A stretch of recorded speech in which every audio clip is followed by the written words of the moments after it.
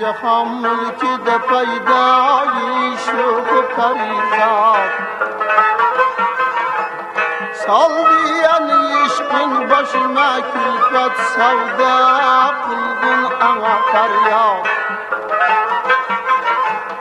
bilmam nasib etmayil dilnozi paridagi kunlar inshalloh qilding meni bir boqishda husning yashayda Nusxat yoqda sadaf sihatgohida dam olib bu olajalarni Alloh o'zlari uchun shifo qilgin, manfaatli qilgin. Bularni oilalariga baraka bergin. Nusxat yoqda yanada baravj qilgin. Bu yerda ishlab turganlarning oilasiga barakot bergin. Alloh sollallohu va sallim va barik alayhi rahmatka.